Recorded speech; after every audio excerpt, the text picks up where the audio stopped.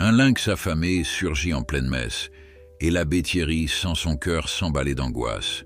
Il sait que sa réaction, en un seul instant, scellera le destin de l'animal et bouleversera la vie de toute la congrégation. Avant de continuer, n'oubliez pas de vous abonner à la chaîne, d'aimer la vidéo et de dire en commentaire d'où dans le monde vous nous regardez. C'est parti! Le crépuscule s'abattait doucement sur le village reculé de Saint-Ambroise, niché au pied d'une chaîne de montagnes boisées. Dans ce coin de campagne française, l'hiver était rigoureux et la neige épaisse recouvrait le clocher de l'église d'un manteau scintillant. Les fidèles, emmitouflés dans leurs manteaux, s'engouffraient à l'intérieur de l'édifice pour assister à la messe du dimanche soir. Ils ne se doutaient pas que, ce jour-là, un visiteur aussi improbable que déroutant les rejoindrait, ni que la réaction du prêtre, d'ordinaire calme et prévisible, marquerait les esprits au point de devenir la fable du village. Au même instant, à l'orée de la forêt, un lynx affamé errait entre les sapins lourds de neige. L'animal, de taille imposante, portait les marques de la faim sur ses flancs. Dans ses yeux brillait cette lueur sauvage propre aux bêtes qui luttent pour leur survie. Les lapins et chevreuils, d'ordinaire abondants dans cette région, s'étaient raréfiés depuis les premiers grands froids, et le lynx, poussé par un instinct vital, se rapprochait dangereusement des habitations humaines. Les battements de son cœur résonnaient dans son poitrail comme un tambour. Il n'avait plus chassé depuis des jours. Sous la pâle lueur du crépuscule, les volutes de son haleine trahissaient sa respiration difficile. La cloche de l'église résonna dans la vallée, appelant les derniers fidèles attardés à rejoindre la nef. À chaque coup de cloche, l'écho se répercutait en montagne, faisant frémir les corbeaux perchés sur les toits gelés. À l'intérieur, l'atmosphère était feutrée, réchauffée par des bougies votives et la présence rassurante du prêtre, l'abbé Thierry. Âgé d'une cinquantaine d'années, l'abbé était un homme à la voix douce et au sourire bienveillant. Jamais, dans sa longue carrière, il n'avait eu à gérer la moindre situation insolite. Les gens du village l'estimaient pour sa constance et sa sagesse, deux qualités qui feraient cruellement défaut quand le destin frapperait ce soir-là. La messe commença dans le silence religieux qu'impose toujours la solennité du lieu. Les chants sacrés s'élevèrent, accompagnés de l'orgue dont les notes résonnaient avec majesté sous les voûtes centenaires.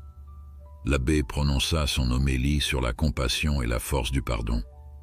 Les villageois, concentrés, écoutaient avec dévotion.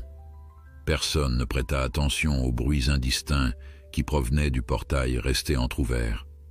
Un courant d'air glacé s'insinua dans la nef, faisant frissonner quelques paroissiens, mais nul ne prit la peine de se retourner. Après tout, dans une église, on accueille toujours les âmes en quête de réconfort. Le lynx se tenait maintenant sur le seuil de l'église, les coussinets engourdis par le froid. Son museau frémissait, attiré par l'odeur de l'encens, peut-être même par les effluves de nourriture que les fidèles transportaient parfois dans leurs sacs. Jamais il n'avait pénétré un lieu pareil. Les vitraux qui filtraient la lumière des bougies lui donnaient l'impression d'un grand foyer aux nuances chaleureuses. Il avança de quelques pas, ses griffes crissant sur la pierre. Le son dut alerter une femme dans le fond, car elle se retourna brusquement, vit la silhouette de l'animal et poussa un cri étranglé. Aussitôt, plusieurs têtes se tournèrent. Dans la nef, l'effroi gagna rapidement la congrégation. Les chuchotements s'élevèrent, puis des cris étouffés retentirent lorsqu'ils réalisèrent qu'un lynx, de surcroît manifestement amaigri, venait d'entrer en pleine messe. Les enfants se serrèrent contre leurs parents. Certains hommes, pris de panique, songèrent à attraper un objet pour se défendre. Sur le visage de l'abbé Thierry, la stupéfaction laissa place à une profonde inquiétude. Jamais il n'aurait cru devoir gérer un tel événement. Pourtant, contre toute attente, il ne bougea pas de l'autel. Son regard se posa sur la bête tremblante, comprenant d'instinct que cette créature n'était pas là par agressivité, mais par désespoir. Le lynx émit un grondement sourd, plus de peur que de colère. Les fidèles se figèrent, figés entre l'horreur et la curiosité. L'air devint lourd d'adrénaline et d'angoisse. Le prêtre, cependant, s'avança lentement, sans un mot. Sur la tête, il portait encore la mitre réservée aux grandes célébrations et il tenait son livre de messe. D'une voix ferme mais sereine, il ordonna aux paroissiens de garder leur calme. Il leur demanda de ne pas faire de gestes brusques et surtout de ne pas crier. Certaines personnes, terrifiées, le regardèrent comme si sa demande relevait de l'irréel. Qui, en pareil instant, pouvait garder son calme? Pourtant, l'abbé persista. Il leva la main, comme pour rappeler à l'ordre les brebis trop agitées de son troupeau. Puis, sans précipitation, il descendit les marches de l'autel et se dirigea droit vers la bête terrifiée. À chaque pas, le silence devenait plus pesant. Le lynx regardait l'homme en soutane, les muscles bandés, prêt à fuir ou à bondir selon la moindre menace. On entendait son souffle rauque parcourir la nef. Les rares enfants qui osaient lever les yeux remarquèrent la maigreur du félin, ses flancs creusés et son expression hagarde. Ils ressentaient presque de la pitié pour l'animal. Arrivé à quelques mètres du lynx, l'abbé s'agenouilla. Le simple fait de se placer ainsi en position de vulnérabilité arracha un hoquet de stupéfaction à la foule. Il posa le livre de messe à même le sol, puis tendit doucement sa main. Les plus superstitieux craignirent un acte insensé, comme si le prêtre risquait un châtiment céleste ou un coup de griffe fatal.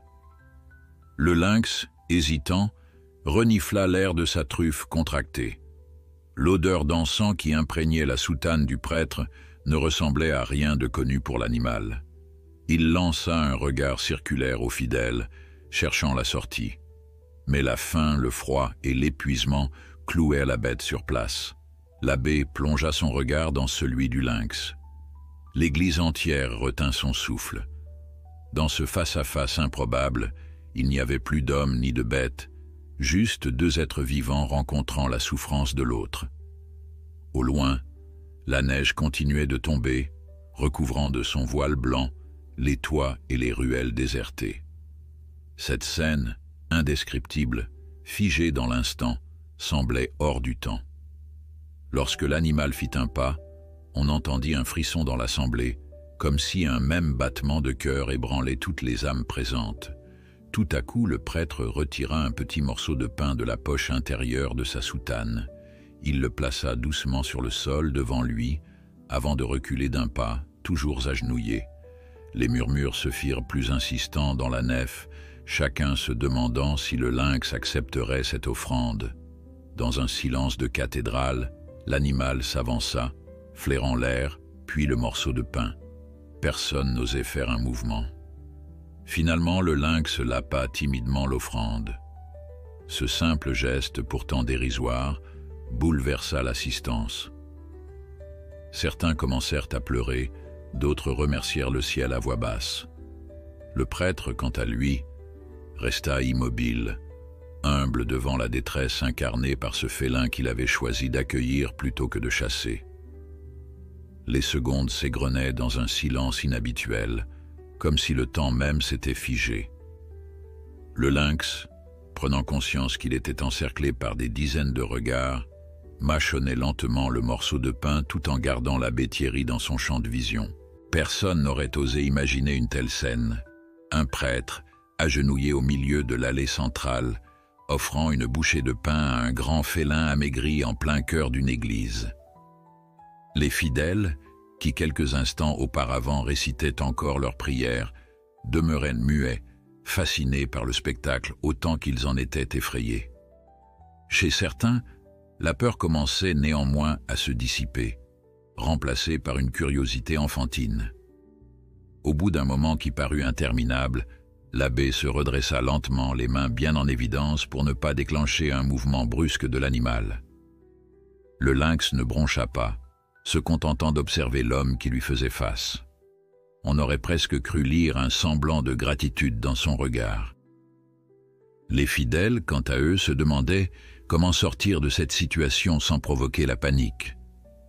Un murmure parcourut la nef lorsque l'abbé fit signe à ses paroissiens d'approcher à petits pas, comme s'il souhaitait que chacun prenne part à cet étrange moment de communion. Pourtant, la plupart d'entre eux n'osèrent pas bouger. Qui aurait pu les blâmer? Finalement, une vieille femme sortit timidement d'un banc sur le côté. Elle prit le pli de son manteau, en tira une petite miche de pain qu'elle avait préparée pour le repas familial. La main tremblante, elle s'avança de quelques mètres et déposa le morceau près du premier offert par l'abbé. Le lynx l'observa, l'œil méfiant, les oreilles légèrement aplaties, mais il ne grogna pas. L'action de cette paroissienne eut un effet d'entraînement. Peu à peu, certains villageois apportèrent aussi un quignon de pain ou une vieille brioche, sans trop savoir pourquoi, peut-être pour témoigner de leur compassion envers cette bête affamée, ou simplement pour conjurer leur propre peur. Le prêtre, se tournant vers ses fidèles, leur adressa quelques mots d'encouragement. Sa voix, toujours calme, résonnait dans l'église. Ne craignez pas cette créature de Dieu. Si elle est parmi nous, c'est qu'elle n'a pas trouvé de quoi se sustenter ailleurs. Faisons preuve de miséricorde et d'humanité. Ces paroles, d'une simplicité désarmante, firent taire les murmures d'angoisse. Certains villageois hochèrent la tête en signe d'approbation. D'autres, plus sceptiques, restaient en arrière, prêts à s'enfuir à la moindre alerte. Pourtant, personne ne quitta l'église. C'était comme si chaque âme présente souhaitait voir l'issue de cette étrange rencontre, pressentant qu'un événement hors du commun était en train de se jouer. Le lynx, après avoir gobé les quelques miettes jetées çà et là, releva la tête. Ses yeux ambrés parcouraient l'assemblée comme pour évaluer la situation. Le parfum des cierges et de l'encens était si différent de la fraîcheur habituelle de la forêt qu'il paraissait décontenancé. Puis, brusquement, il poussa un petit feulement, ni vraiment hostile, ni totalement apaisé. L'abbé ne perdit pas son sang-froid. Il leva une main rassurante et fit signe à tous de conserver leur immobilité. Les battements de cœur des paroissiens semblaient résonner à l'unisson dans la nef silencieuse. À l'extérieur, la nuit s'épaississait et le vent se levait en bourrasques givrantes.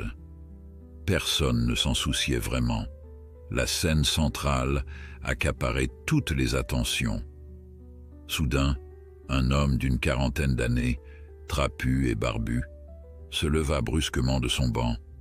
On le connaissait comme un chasseur du coin, habitué à parcourir la forêt à la recherche de gibier.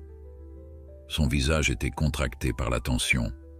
Dans un geste instinctif, il voulut tirer quelque chose de la poche intérieure de sa veste, peut-être un couteau ou une arme dissimulée.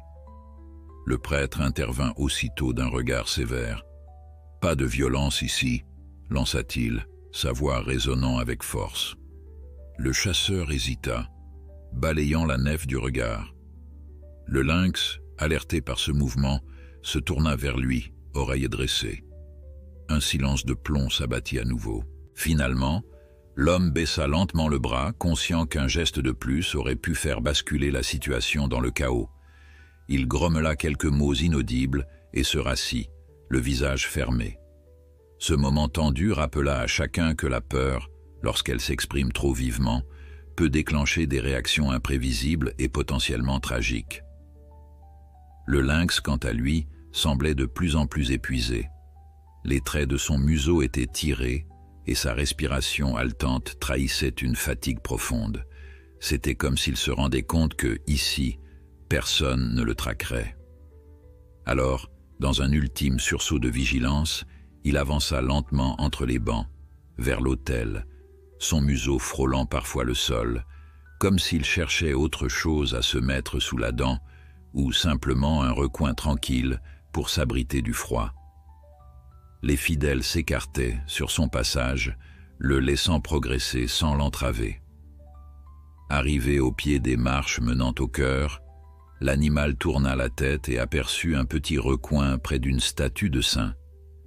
Il s'y faufila, se coucha avec un soupir presque humain, puis ferma à demi les paupières. Ce spectacle bouleversa l'assemblée. Un lynx, animal farouche et solitaire, venait de trouver refuge dans un sanctuaire dédié à la prière. L'abbé sentit son cœur se serrer. La tension dans ses épaules retomba, et il se surprit à murmurer une prière silencieuse, remerciant le ciel pour cette étrange paix qui venait de s'installer. Les paroissiens, encore sous le choc, ne savaient plus trop que faire. Reprendre la messe semblait impensable. Partir et laisser l'animal dans l'église, encore moins. Une femme suggéra d'appeler un vétérinaire, mais le village le plus proche se trouvait à plus d'une demi-heure de route, et il était déjà tard. D'autres proposèrent de contacter les autorités locales ou la brigade de gendarmerie. L'abbé, cependant, sembla réfléchir à une autre option. Son regard dévia vers l'orgue, vers la voûte, puis revint se poser sur le lynx. Les grands félins dans la région ne s'aventuraient que rarement si près des habitations. Quelque chose avait dû pousser celui-ci à un tel désespoir. Quoi qu'il en soit, il fallait agir sans tarder pour éviter une nouvelle flambée de panique. Il prit alors une décision déroutante. Plutôt que de chasser le lynx ou d'attendre passivement l'arrivée d'éventuels renforts, il invita les fidèles à quitter l'église dans le calme, un par un, afin de ne pas effrayer davantage l'animal. L'abbé leur assura qu'il veillerait personnellement sur la bête jusqu'à ce qu'une solution plus adéquate se présente. Les premiers croyants hésitèrent, mais devant la sérénité du prêtre, ils finirent par s'exécuter. Certains sortirent en lançant des regards inquiets par-dessus l'épaule. D'autres saluèrent l'abbé en lui souhaitant bon courage.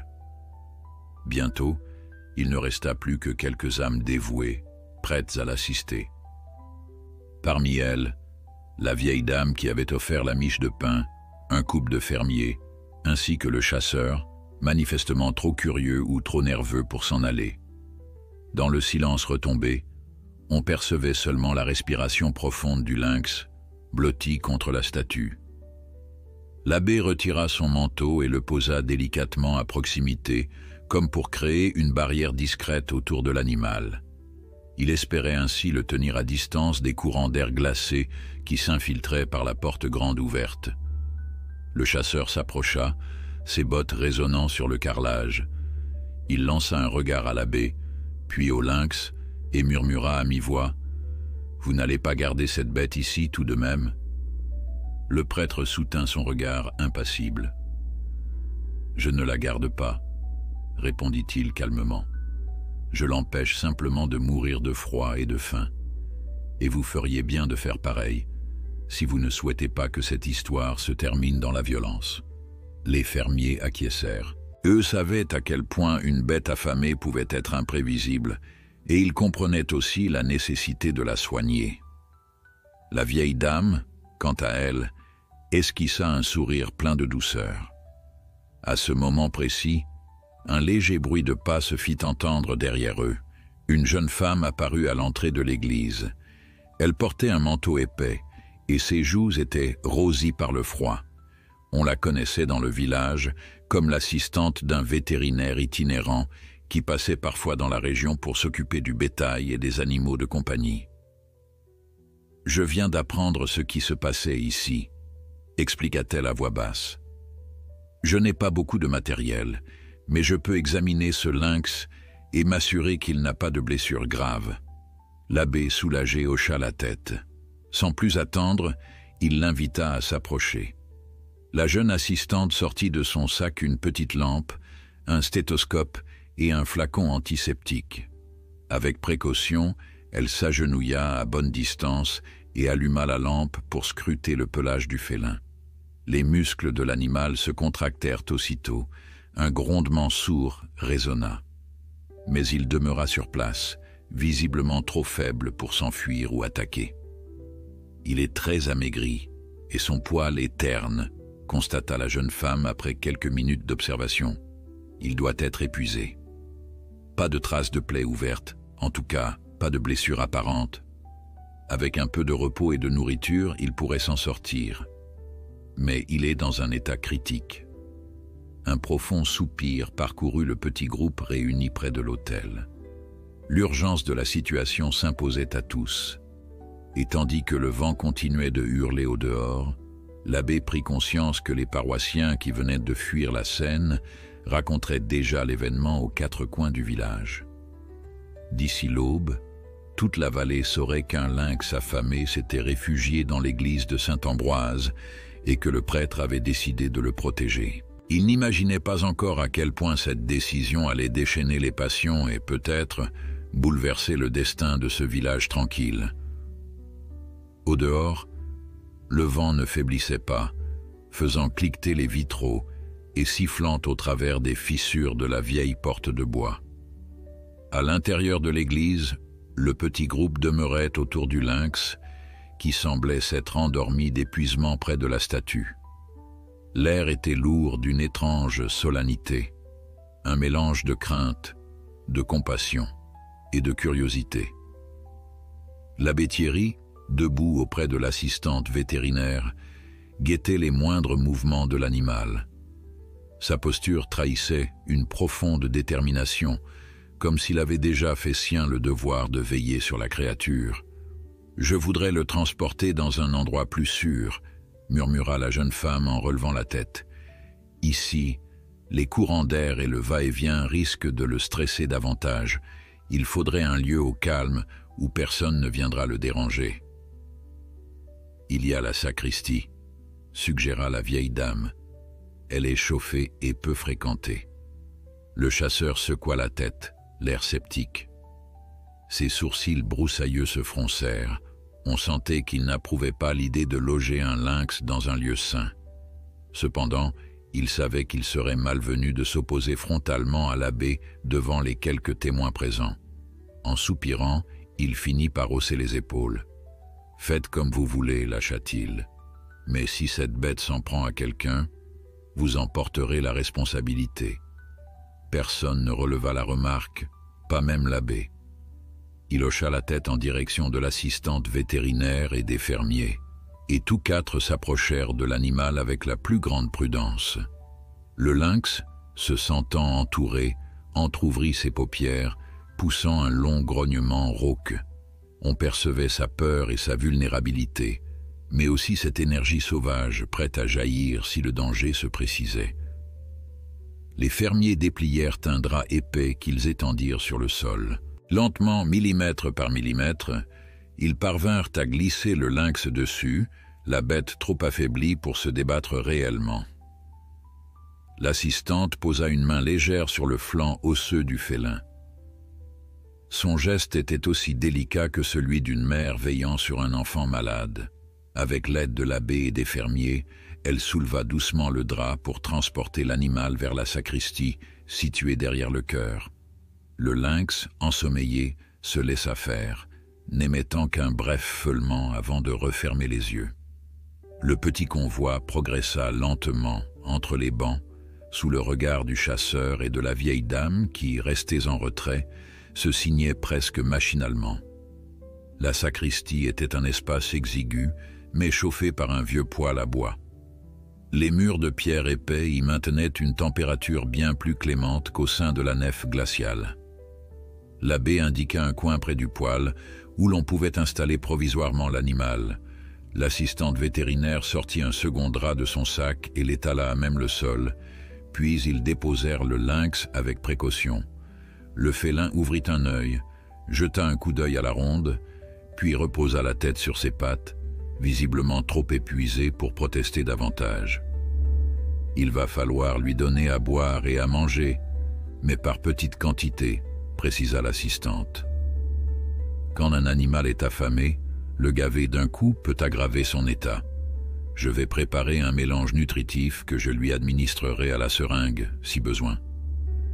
Elle se tourna vers l'abbé, qui paraissait absorbé par la situation, la mine grave. « Mon père, dit-elle, si vous souhaitez vraiment aider ce lynx, il faudra veiller à ce qu'il ait du calme au moins jusqu'à demain matin. Après, je pourrai contacter mon patron pour organiser un vrai transfert vers un centre spécialisé. » L'abbé acquiesça d'un signe de tête. Son esprit, toutefois, se préoccupait déjà de ce qui se passait dehors. Il imaginait le village en ébullition, les rumeurs qui couraient. Certains allaient crier au scandale, invoquant la profanation d'un lieu saint. D'autres, sans doute, célébreraient la bonté du geste. Lui-même se demandait s'il n'avait pas outrepassé son rôle de prêtre. Mais en regardant ce lynx inerte, le pelage parsemé de taches ternes, il se sentit envahi par un sentiment de responsabilité. « Je resterai ici avec lui », déclara-t-il d'une voix assurée. « Allez vous reposer, vous qui avez déjà tant fait. Demain, nous aviserons. » La jeune assistante hésita, puis finit par accepter. Les fermiers, qui l'avaient aidé à transporter la bête, proposèrent de repasser avec un peu de foin et des couvertures pour la nuit. Ils étaient pragmatiques. Un tel fauve, même affaibli, ne se laissait pas si facilement approcher, mais il ne pouvait se résoudre à le laisser périr. Quant au chasseur, il quitta l'église sans un mot, le visage sombre, manifestement contrarié par la tournure des événements. Lorsque la porte se referma enfin, l'abbé se retrouva seul dans la sacristie avec l'animal. Il s'assit sur une chaise bancale, fixant le lynx à la lumière vacillante d'une lampe à huile. Le silence était pesant, simplement interrompu par le crépitement du poil et la respiration rauque du félin. L'abbé sentit son cœur se serrer, songeant à ce que cette rencontre inopinée symbolisait. Un appel à la compassion, peut-être, un de ces moments rares où le sacré se mêle à la brutalité de la nature et où l'homme doit choisir entre l'indifférence et la miséricorde. Il finit par fermer les yeux et prier à mi-voix, demandant la force de bien faire. Une étrange paix l'envahit, et il demeura ainsi, recueilli, durant de longues minutes. À son réveil, une main le secouait légèrement. Il ouvrit les paupières et découvrit la vieille dame qui était restée jusqu'ici en retrait. Elle tenait un gobelet fumant et une miche de pain dans l'autre main. « Mon père, pardonnez-moi si je vous dérange, » murmura-t-elle. « Vous avez besoin de force, vous aussi.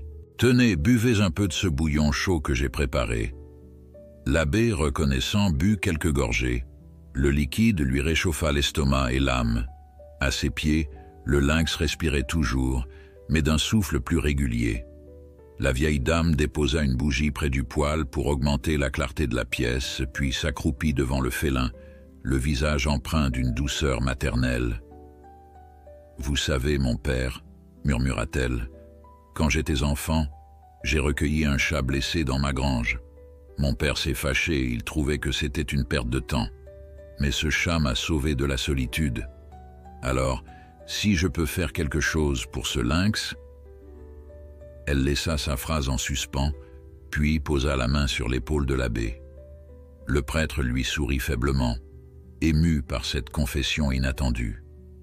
Malgré la fatigue et l'angoisse que suscitait cette situation, il était reconnaissant de sentir cet élan de solidarité grandir autour de lui. Les heures s'écoulèrent lentement dans la petite sacristie. Par instants, le lynx se redressait pour fixer l'abbé d'un regard perçant, comme pour s'assurer qu'il ne représentait pas une menace, avant de replonger dans sa torpeur.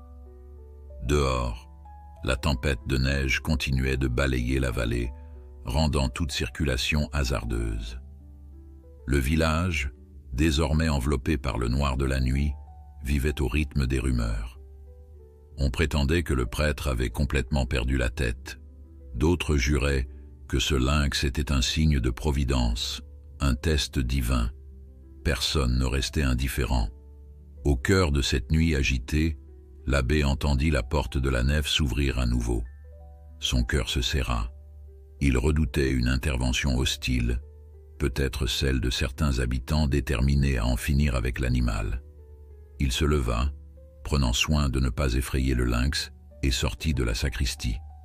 Dans la lumière jaune des cierges, il distingua la silhouette du maire, un grand homme à la moustache grisonnante, accompagné de 2 gendarmes. Le visage du maire était fermé, affichant une mine concernée. « Mon père, dit-il sans préambule, j'ai eu vent de ce qui se passait ici. J'ai dû prévenir la gendarmerie parce qu'un lynx n'a rien à faire dans une église. C'est dangereux. » Nous voulons comprendre la situation et nous assurer que personne n'est en danger. Les gendarmes, l'air solennel, scrutaient les lieux. L'abbé savait que la confrontation était inévitable.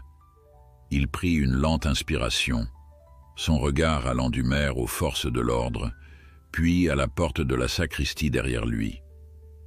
Son instinct lui soufflait qu'il devait défendre la présence du lynx au moins jusqu'à l'arrivée d'un vétérinaire compétent ou d'un centre spécialisé.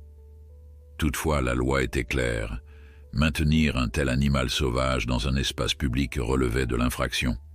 « Je vous demande juste un peu de temps, » dit l'abbé d'une voix calme. « Cet animal est gravement mal en point. Il mourra si on le force à partir maintenant, et la route est impraticable ce soir. Accordez-moi jusqu'à demain, je vous en prie. » Le maire croisa les bras, hésitant. Les gendarmes échangèrent un regard. Au dehors, le vent hurlait encore, comme un avertissement funeste.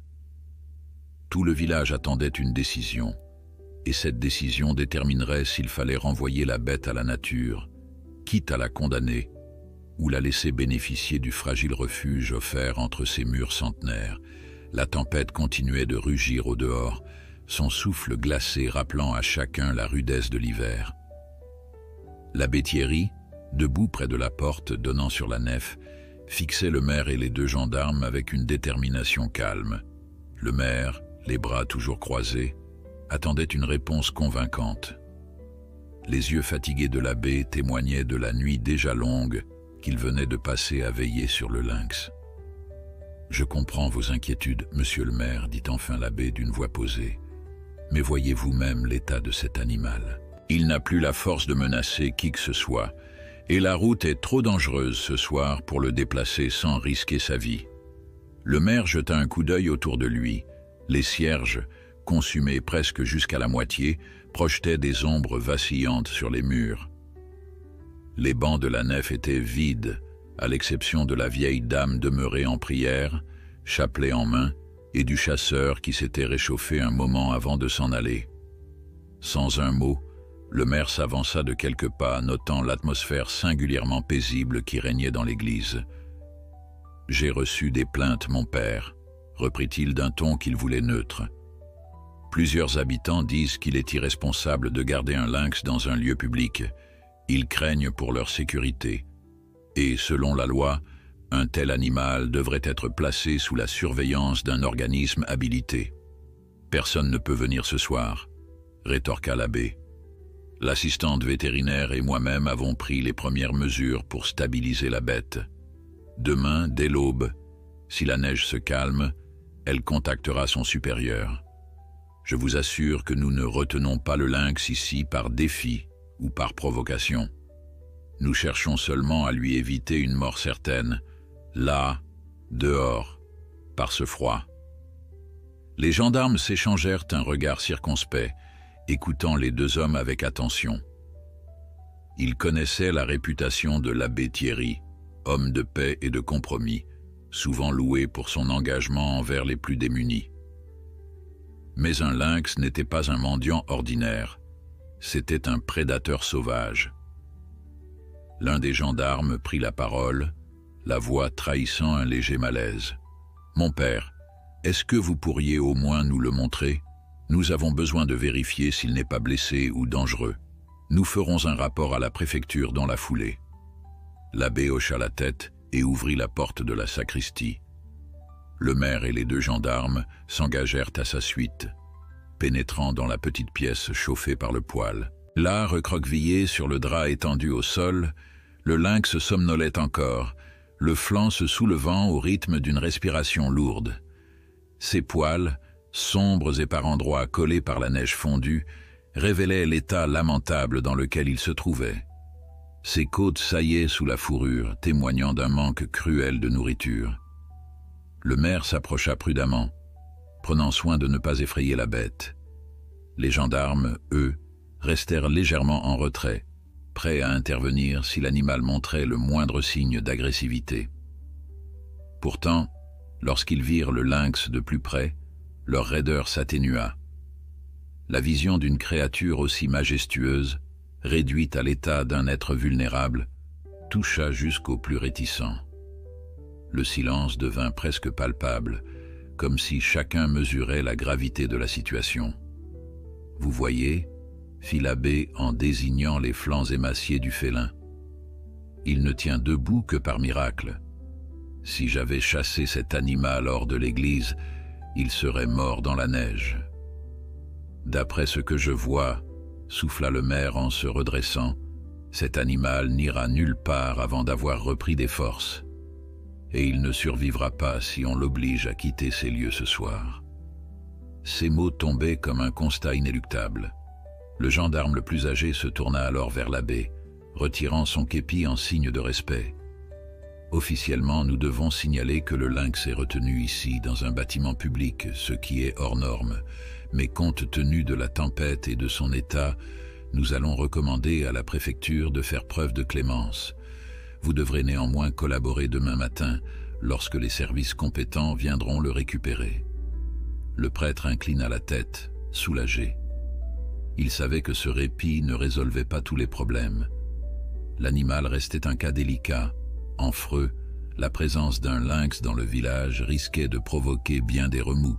Pourtant, ce délai lui permettait de consolider les quelques moyens mis en place pour sauver la bête. Le maire, libéré de son inquiétude la plus urgente, s'adoucit légèrement. « Je reste perplexe, mon père, avoua-t-il. C'est une décision qui vous met en porte-à-faux avec certains administrés, vous le savez. Mais si vous assumez ce choix, je ferai de mon mieux pour calmer les esprits jusqu'à demain. » « Merci, monsieur le maire, murmura l'abbé. J'en prends l'entière responsabilité. » Sur ces mots, le maire et les gendarmes quittèrent à la sacristie, l'un d'eux notant quelques observations dans un carnet. L'abbé les raccompagna jusqu'à la grande porte de l'église, où le vent hurlait toujours. Les trois hommes disparurent dans la nuit, emportés par le tourbillon de neige. Le prêtre ferma soigneusement, frissonnant en sentant l'air glacial s'engouffrer jusqu'à la nef. Après leur départ, la vieille dame approcha, les mains jointes sur son chapelet. « Tout ira bien, mon père, » dit-elle avec un sourire confiant. « Le Seigneur veille sur toutes ses créatures. »« Espérons-le, » répondit doucement l'abbé. « Il me reste à prier pour que la nuit se passe sans encombre. » Il retourna alors dans la sacristie, où la lampe à huile éclairait faiblement le lynx. L'assistante vétérinaire était revenue avec une petite gamelle d'eau tiède et un mélange liquide riche en protéines. Grâce à une seringue, elle parvint à lui faire avaler quelques gorgées. Le félin gémit faiblement, mais ne montra pas de signe d'hostilité. L'abbé songea qu'un miracle se jouait peut-être là, dans cet espace minuscule, où se côtoyaient la fragilité de l'animal et la ferveur humaine. « Vous avez parlé au maire » demanda la jeune femme sans quitter le lynx des yeux. « Oui, et aux gendarmes aussi. Ils acceptent de nous laisser jusqu'à demain matin. Après, il faudra qu'un centre de soins spécialisé prenne le relais. Je ferai tout mon possible pour les contacter dès les premières lueurs du jour. Pour l'instant, ce lynx est stable, mais pas hors de danger. Un rien pourrait l'emporter. Une infection, une crise de stress ou simplement le manque de nourriture. » L'abbé acquiesça. Derrière lui, la vieille dame jetait de temps en temps un regard bienveillant vers le drap qui servait de couche à l'animal. Malgré l'insolite de la scène, une forme de sérénité régnait désormais dans la sacristie. Les pas s'étaient tus dans la nef, et la tempête, étrangement, semblait s'être calmée juste un peu, comme pour offrir un court répit à ceux qui veillaient. Les heures suivantes furent rythmées par de petites tentatives pour nourrir le lynx. À plusieurs reprises, il entr'ouvrit les yeux, fixant tour à tour l'abbé et l'assistante vétérinaire. Il fallait chaque fois maintenir un équilibre délicat, assez de nourriture pour le soutenir, sans pour autant le brusquer. La vieille dame, finalement, céda au sommeil et s'installa sur un banc proche, sa tête reposant contre le mur. L'abbé, quant à lui, demeura alerte, incapable de fermer l'œil plus de quelques minutes. Aux premières lueurs du matin, les cloches de l'église résonnèrent comme à l'accoutumée, annonçant l'office matinal. À travers les vitraux, on distinguait la neige entassée devant le perron formant de hauts tas scintillants. Le village se réveillait, sans doute déjà informé que le lynx était toujours là, vivant dans la sacristie.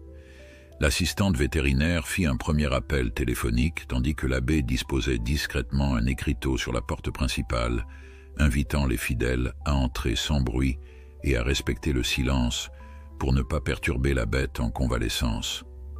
Bientôt, quelques paroissiens se risquèrent à pousser la porte. Ils avançaient à pas feutrés, jetant des regards curieux vers la sacristie, comme s'ils s'attendaient à apercevoir un démon ou un prodige.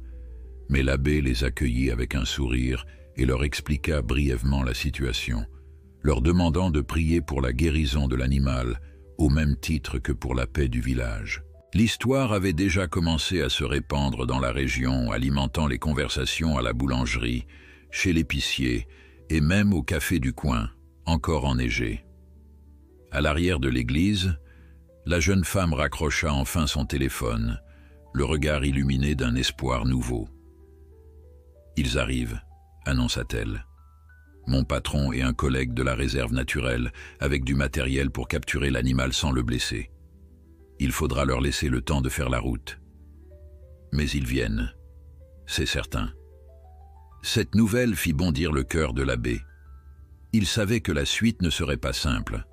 Le transfert du lynx, son rétablissement, la controverse autour de sa présence dans l'église, mais au moins, l'animal aurait une chance de survivre et de retrouver peut-être la liberté. En jetant un dernier regard vers la sacristie, il sentit la gratitude l'envahir. Dans quelques heures, tout changerait. Mais pour l'instant, il savourait l'idée d'avoir fait la différence. Le matin avançait, et la lumière hivernale s'infiltrait par les vitraux givrés de l'église de Saint-Ambroise.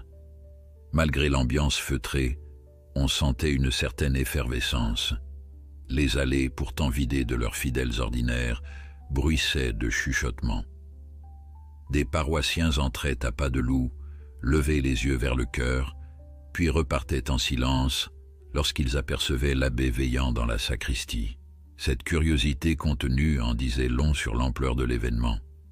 Il n'était pas banal de garder un lynx en convalescence dans un lieu sacré. Devant le bâtiment, la neige semblait s'être calmée, mais un amas blanc encombrait encore la route, rendant difficile l'accès pour qui ne disposait pas d'un véhicule tout-terrain. Dans l'église, l'atmosphère restait étrangement paisible, comme si l'animal blessé et le silence recueilli de la nef avaient créé une parenthèse hors du tumulte extérieur. À mesure que l'heure avançait, le prêtre guettait nerveusement l'arrivée annoncée du vétérinaire et du personnel spécialisé. L'assistante, de nouveau penchée sur le lynx, vérifiait son pouls et sa respiration. Le félin, toujours faible, n'avait pas cherché à se redresser. Il ouvrait les yeux de temps en temps pour les refermer aussitôt, épuisé. Par moments, il acceptait quelques millilitres d'eau sucrée ou de bouillon, avalant péniblement sous l'étroite surveillance de la jeune femme. « Il a un peu repris de vigueur », expliqua-t-elle à l'abbé en essuyant délicatement le museau du lynx. « C'est léger, mais c'est un signe encourageant. Il faut espérer qu'il tienne bon jusqu'à ce que le transport soit prêt. » L'abbé hocha la tête, les traits tirés. Il s'était à peine accordé un bref repos, la fatigue alourdissant ses paupières. Pourtant, ses pensées restaient d'une clarté étonnante. Chaque minute passée auprès de l'animal renforçait en lui la conviction d'avoir fait ce qu'il fallait. Au fil des heures, il s'était surpris à murmurer des paroles rassurantes au lynx, comme on le ferait pour un enfant effrayé ou un proche malade. Soudain, un bruit de moteur se fit entendre à l'extérieur. L'abbé se leva d'un bond, traversant la nef en hâte, pour ouvrir la grande porte. Devant le perron enneigé, une fourgonnette tout-terrain venait de s'arrêter. 2 hommes en descendirent. Le premier portait une parka sombre et tenait dans les bras une caisse de matériel. Le second, grand et mince, avait un calme presque austère dans son regard. L'assistante vétérinaire, accourant derrière l'abbé, reconnut aussitôt son supérieur et lui adressa un signe de la main.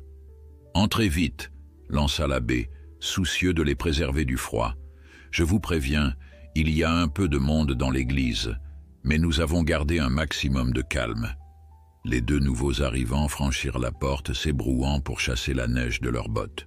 Tandis qu'ils saluaient brièvement quelques paroissiens présents, l'assistante les entraîna directement vers la sacristie. L'un des hommes, qui se présenta sous le nom de Marc, était le vétérinaire itinérant.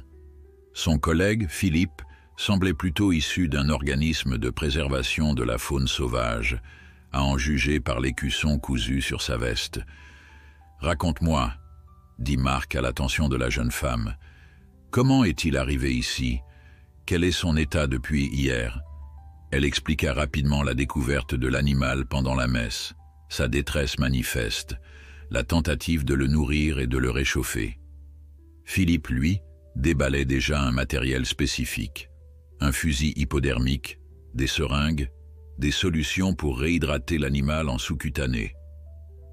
L'abbé s'inquiéta un instant en voyant l'arme de contention, mais il comprit vite qu'elle servait à endormir sans blesser, si nécessaire. « Ne vous inquiétez pas, mon père, » le rassura Philippe. « Nous n'allons rien lui faire de mal. Mais s'il se débat, nous devrons l'endormir un peu pour le manipuler sans risque. » En entrant dans la sacristie, les deux hommes examinèrent le lynx avec un professionnalisme minutieux. Marc s'agenouilla près de la bête, auscultant son abdomen, regardant l'état des pattes et du pelage. Philippe préparait la contention chimique au cas où le félin s'agiterait. Pourtant, le lynx ne réagit quasiment pas, se contentant de suivre du regard ces inconnus qui l'approchaient. Son souffle demeurait laborieux, mais les battements de son cœur avaient à gagner en régularité. « Il a encore des forces », commenta Marc. « Le fait qu'il supporte notre présence prouve qu'il est trop faible pour protester. Avec des soins appropriés, il peut s'en sortir. » Un frisson de soulagement traversa l'abbé. Dans cette phrase, il entendait le verdict qu'il espérait depuis la veille. Il ne s'était pas battu en vain. Pourtant, Marc et Philippe discutaient déjà du transport. Ils parlaient d'une cage spéciale, capitonnée, et d'une couverture chauffante pour maintenir l'animal dans des conditions stables. Le voyage jusqu'au centre de soins, situé à plusieurs dizaines de kilomètres, s'annonçait périlleux sur les routes enneigées, mais ils n'avaient pas le choix. « Plus vite il sera en lieu sûr, mieux ce sera », ajouta Marc en se relevant, les mains encore couvertes de gants en latex. Son état reste précaire. Un choc ou un accès de stress pourrait le tuer, d'où la nécessité d'une sédation légère pour le trajet. L'assistante s'affaira à préparer une injection de calmant sous la direction de Philippe, qui planifiait déjà la mise en cage. L'abbé, resté en retrait, observait la scène. Il ressentit une pointe d'émotion, comme s'il assistait à la fin d'un chapitre. Ce lynx, désormais, allait confier sa destinée à d'autres mains. Lui, humble prêtre, n'avait plus qu'à accompagner ce passage, veiller à ce que tout se déroule dans la dignité et la bienveillance. Quelques fidèles pénétrèrent discrètement dans la sacristie, regardant avec fascination l'équipe en train de déployer ses instruments. Certains priaient, d'autres murmuraient des mots d'encouragement. On sentait une forme de communion, différente de la messe habituelle, où la communauté se rassemblait pour un seul être, cette créature sauvage, intruse dans un sanctuaire, devenue malgré elle le symbole d'une compassion universelle. Après une rapide concertation, Philippe administra le calmant à l'animal. Le lynx, surpris, gronda faiblement, mais ne tenta pas de se débattre. Ses paupières commencèrent à cligner avec lenteur, puis sa tête s'affaissa contre ses pattes. Les battements de son cœur restaient sous surveillance, mesurés par un stéthoscope que Marc lui appliquait contre la poitrine. Lorsque le félin fut suffisamment apaisé, la jeune assistante et Philippe commencèrent à glisser un harnais doux autour de son cou et de son ventre pour le hisser dans la cage. « Faites attention », avertit l'abbé d'une voix vibrante. « Son cou paraît si frêle. » Ne craignez rien, mon père, répondit Marc. Nous avons l'habitude. Nous traiterons ce lynx avec le plus grand soin.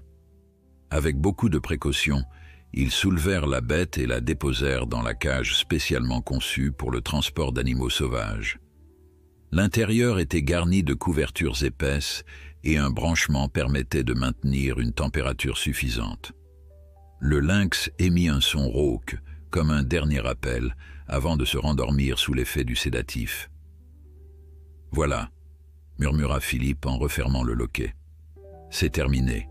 Nous partons dès que la fourgonnette est prête. » L'abbé se rendit compte qu'il retenait son souffle depuis plusieurs secondes.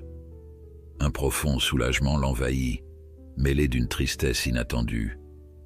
Il s'était attaché à cet animal, à sa fragilité, à sa présence inattendue dans la maison de Dieu. Il s'approcha de la cage, posa une main sur le métal froid. Les fidèles, réunis derrière lui, semblaient partager son émotion. « Que Dieu veille sur toi », dit-il simplement, le regard fixé sur les yeux mi-clos du lynx. Marc et Philippe emportèrent alors la cage, traversant la nef sous l'attention respectueuse de l'assemblée. L'air extérieur, piquant, pénétra un instant dans l'église lorsque la porte s'ouvrit, soulevant une rafale de neige. On vit la fourgonnette prête à partir, moteur allumé, échappement fumant. Les deux hommes hissèrent la cage à l'intérieur, arrimèrent le tout avec sangle et couverture, puis refermèrent la porte coulissante. Dans la nef, le silence perdura plusieurs secondes après leur départ. L'abbé, figé sur le perron, contemplait la fourgonnette s'éloigner sur la route, ses pneus crissant dans la neige fraîche. Derrière lui, les paroissiens semblaient hésiter entre la gratitude et la mélancolie. Finalement, l'un d'entre eux s'approcha, posant une main réconfortante sur l'épaule du prêtre. « Vous avez fait ce qu'il fallait, mon père. Cet animal est vivant grâce à vous. » L'abbé hocha la tête sans pouvoir articuler la moindre parole. Il savait que désormais, une autre histoire commençait pour ce lynx, loin de l'église qu'il avait accueilli. La fourgonnette disparut dans la lumière blafarde de cette matinée hivernale, laissant derrière elle une route bientôt effacée par les tourbillons de neige. L'abbé Thierry demeura sur le perron de l'église quelques secondes, les mains jointes, le regard perdu là où le véhicule avait disparu. À ses côtés, quelques paroissiens silencieux partageaient cette même émotion mêlée de soulagement et de vide. Tous se demandaient si le lynx survivrait au long trajet et, au-delà, s'il retrouverait un jour la liberté de ces terres enneigées. Lorsque l'abbé referma enfin la porte, il remarqua à quel point l'air intérieur semblait calme et dépeuplé. La sacristie, vidée de sa présence féline, paraissait soudain plus vaste. Un frisson le parcourut, comme s'il réalisait tout à coup que les dernières heures avaient été guidées par une énergie fébrile, un élan de solidarité et de compassion qu'il n'avait jamais connu à ce point. Maintenant que l'animal était parti, il ressentait un mélange de fatigue et de nostalgie. Pourtant, les événements ne faisaient que commencer. En effet, en quittant l'église, certains habitants étaient allés raconter leur version de l'histoire aux alentours. Le bistrot du village, habituellement calme à cette heure, grouillait de discussions. Chacun voulait savoir comment le lynx était entré dans l'église, pourquoi le prêtre l'y avait gardé et ce que la gendarmerie en avait pensé. Les récits se mêlaient, exagérés ou déformés, si bien qu'on évoquait déjà des théories rocambolesques. Pour les uns, c'était un signe divin, pour d'autres, un acte irresponsable. Le maire, de son côté, tentait de rassurer ses administrés, répétant que tout était rentré dans l'ordre. Au cours de l'après-midi, le soleil perça légèrement la grisaille, offrant un bref adoucissement du climat. L'abbé en profita pour s'accorder un moment de repos dans son modeste presbytère, jouxtant l'église. À peine s'était-il assoupi qu'on frappa à sa porte. Il ouvrit pour découvrir un jeune journaliste muni d'un appareil photo et d'un carnet de notes. L'air résolu, celui-ci expliqua avoir entendu parler de l'affaire du lynx réfugié dans la maison de Dieu. et souhaitait recueillir le témoignage du prêtre. « Je travaille pour un journal régional, dit-il, un brin essoufflé. Les gens sont curieux de comprendre ce qui s'est passé. C'est une histoire peu banale, un lynx, un prêtre, une église. Pouvez-vous m'accorder quelques minutes ?» Surpris, l'abbé hésita un instant, pas vraiment disposé à exposer tous les détails, mais il se rappela que la situation, de toute façon, était déjà publique. Il convint donc de répondre, prenant place sur un banc sous le porche pour profiter du faible soleil. Le journaliste, fébrile, l'interrogea sur ses motivations, sur la réaction des paroissiens, sur la venue du vétérinaire, et s'étonna que la gendarmerie ait toléré cette présence féline dans l'enceinte d'une église. L'abbé répondit avec sincérité, veillant à ne pas dramatiser outre mesure. Il insista simplement sur l'urgence de sauver un animal en détresse, le devoir chrétien de miséricorde et la bienveillance humaine dont il fallait faire preuve en pareilles circonstances. « Certains vous reprochent d'avoir ignoré la loi », insinua le journaliste, le stylo suspendu au-dessus de son carnet. « Vous ne craignez pas des répercussions ?»« Je pense avoir agi selon ma conscience », répliqua calmement l'abbé. « J'ai surtout fait ce que tout homme aurait fait face à une créature sur le point de mourir de faim et de froid. Quant aux lois, elles sont là pour être respectées, mais les autorités locales ont compris la situation exceptionnelle. Nous verrons s'il y a des suites, mais je ne regrette rien. » Le journaliste esquissa un sourire, notant méticuleusement chaque mot. En partant, il mentionna qu'il comptait aussi interroger d'autres habitants, puis jeter un œil au chemin qu'avait emprunté la fourgonnette. L'abbé le salua poliment avant de refermer la porte, un léger malaise le gagnant à l'idée que cette histoire prendrait probablement plus d'ampleur encore dans la presse. Lui, si discret d'ordinaire, se retrouvait au cœur d'un récit qui, en quelques jours, risquait de se propager au-delà des limites du village. Les heures passèrent, et vers la fin d'après-midi, le téléphone du presbytère se mit à sonner. Surpris, l'abbé décrocha et reconnut la voix du vétérinaire itinérant, Marc. Le signal crépitait, preuve de la difficulté de la communication dans cette zone montagneuse. « Mon père, c'est Marc. Je voulais juste vous donner des nouvelles. Le lynx est bien arrivé au centre. Il a été installé en quarantaine, sous supervision d'un spécialiste. Les premières analyses montrent qu'il était sévèrement dénutri, mais pas blessé gravement. On le maintient sous perfusion pour lui redonner des forces. Avec un peu de chance, il s'en tirera. » Un profond soulagement illumina le visage de l'abbé. Il remercia chaleureusement le vétérinaire et raccrocha, le cœur allégé d'un poids immense. La certitude que la bête était désormais entre de bonnes mains le réconfortait. Il se rappela alors les traits fatigués du lynx, ses flancs émaciés, ses feulements rauques.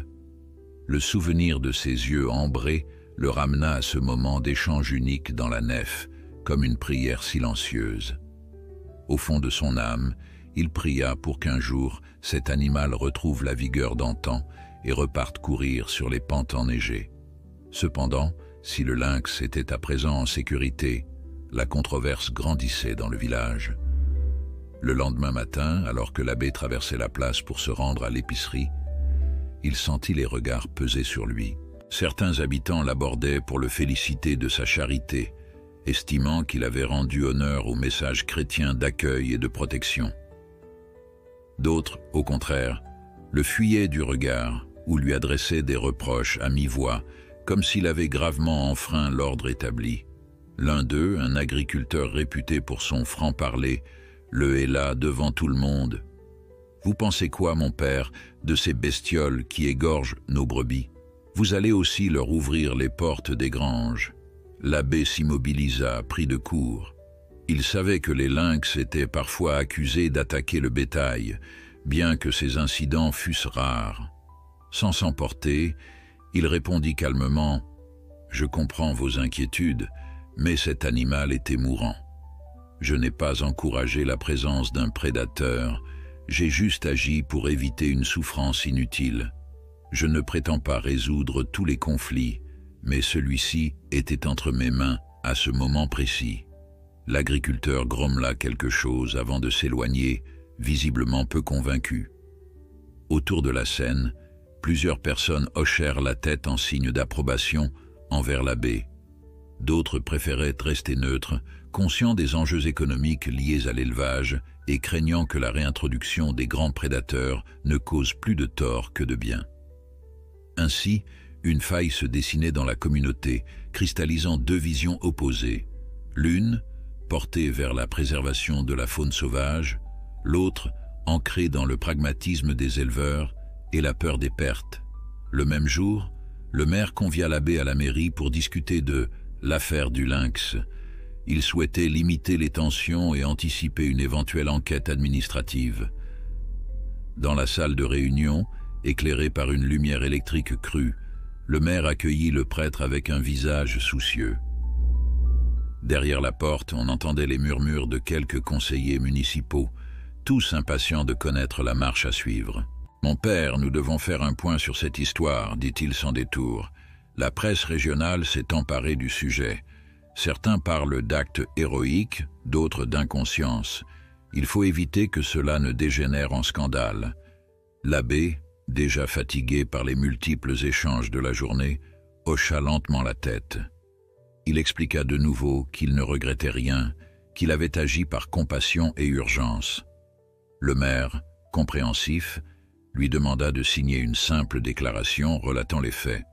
La découverte de l'animal, la réaction pacifique, l'appel au vétérinaire, puis le transfert vers le centre. Cela permettrait, selon le maire, de présenter un rapport clair aux autorités compétentes, s'il en était besoin. Conscient de l'intérêt général, le prêtre accepta, espérant mettre ainsi fin aux polémiques. Le maire le raccompagna ensuite jusqu'à la sortie, jetant un regard vers la place du village.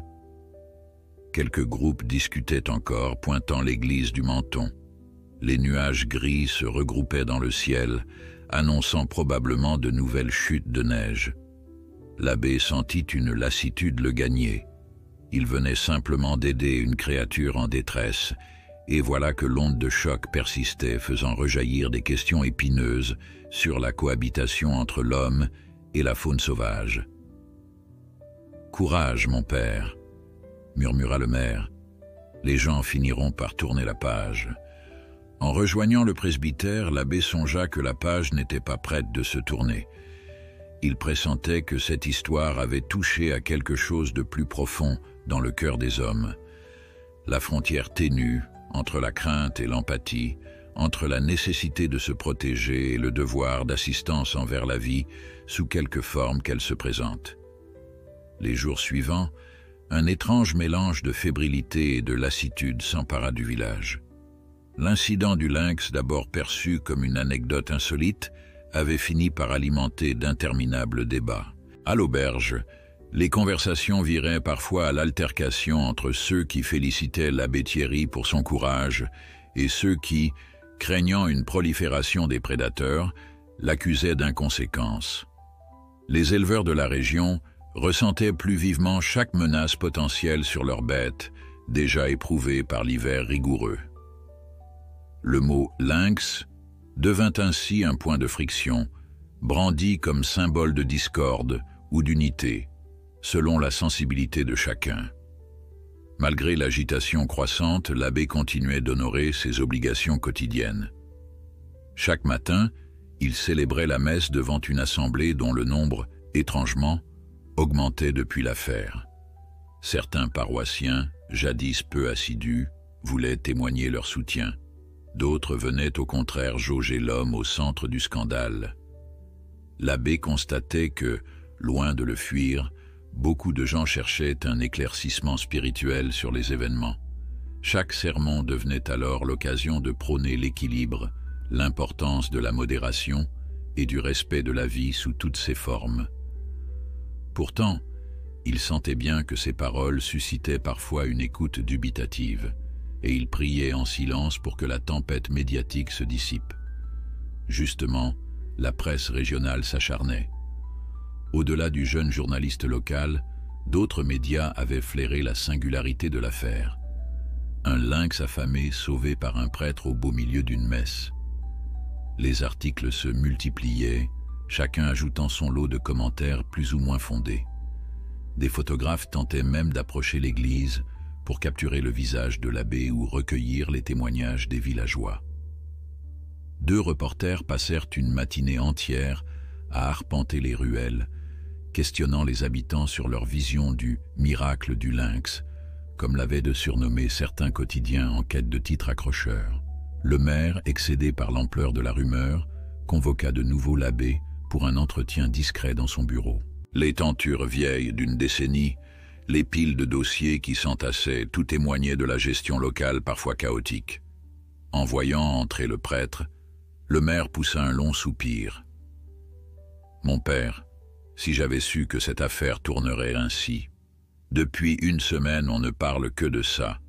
Tout le monde oublie la neige, les routes coupées, la révision du plan communal de sauvegarde. On ne me sollicite que pour savoir si ce lynx va revenir ou si nous avons violé quelques règlements. » L'abbé, compréhensif, expliqua qu'il n'y pouvait rien. La médiatisation lui échappait totalement. Quant à la probabilité que l'animal revienne, elle était faible. D'après le dernier appel du vétérinaire, le lynx se rétablissait lentement et l'équipe du centre songeait déjà à un éventuel relâché à bonne distance du village, dans une zone forestière où il pourrait chasser sans menacer l'élevage local. « Je vous demanderai donc, » poursuivit le maire, « d'éviter toute déclaration superflue aux journalistes. Nous avons besoin de faire retomber la pression. Je soutiens toujours votre décision d'avoir secouru ce lynx, mais il nous faut calmer les esprits. » Le prêtre promit de faire preuve de discrétion, même si les journalistes, en quête de sensationnalisme, trouvaient souvent le moyen de déformer la plus innocente des phrases. L'important, à ses yeux, demeurait la santé de l'animal. Les controverses politiques ou médiatiques ne l'intéressaient guère. Pourtant, la tension continuait de grimper chez certains éleveurs. Un soir, alors que l'abbé regagnait le presbytère, il croisa 2 hommes, à l'air patibulaire, qui l'observaient de loin, bras croisés. L'un d'eux, qu'il reconnut comme le frère d'un éleveur de chèvres, l'interpella durement. « On a perdu 2 brebis cette semaine, abattues par un prédateur. Tu vas encore nous dire que c'est un acte de miséricorde d'accueillir ces bestioles. » L'abbé, pris de court, tenta de répondre avec mesure. Il rappela qu'aucune preuve ne reliait ces pertes à un lynx, que la région comptait également des renards et que la neige pouvait compliquer l'accès à la nourriture pour tous les animaux sauvages. Mais ces arguments ne firent qu'attiser l'agressivité de l'homme, qui finit par l'invectiver. « T'es peut-être un saint pour les journaux, mais nous, on sait que ces bestioles détruisent notre gagne-pain. Continue comme ça, et tu verras si les gens te suivent encore. » Cette menace voilée laissa l'abbé troublé. Il n'était pas naïf. Il savait que la peur et la colère pouvaient pousser certains à des actes regrettables. Pourtant, jamais il n'aurait imaginé une telle hostilité à son égard. Il garda le silence et rentra sans tarder, le cœur lourd. Une fois chez lui, il pria longuement pour trouver la force de rester serein. Le lendemain, une nouvelle inattendue parvint au village. Le centre de soins organisait une conférence de presse pour évoquer l'état de santé du lynx et sa possible réintroduction. Curieusement, cette initiative souleva encore plus de questions. Les médias l'annonçaient comme l'épilogue d'un sauvetage extraordinaire, ce qui attira l'attention non seulement des curieux, mais aussi de ceux qui s'opposaient farouchement au retour des grands prédateurs. Plusieurs éleveurs réclamaient déjà que le lynx fût confié à un parc fermé, où il ne risquerait pas de menacer les troupeaux. Apprenant la nouvelle, l'abbé fut partagé. D'un côté, il voulait assister à la conférence, entendre les spécialistes et défendre, si nécessaire, une vision plus compatissante de la faune sauvage. De l'autre, il craignait que sa présence n'attise davantage la polémique. Finalement, poussé par sa conscience, il décida d'y aller discrètement, sans prendre la parole. Il espérait écouter, apprendre et peut-être éviter la confusion des débats. Le jour dit, il se rendit en voiture jusqu'au bâtiment du centre de soins, situé à plus d'1 heure de route. Un paysage blanc défilait à l'extérieur, ponctué de fermes isolées et de forêts endormies sous la neige. À son arrivée, un petit attroupement de journalistes et de passionnés de faune sauvage s'était déjà formé.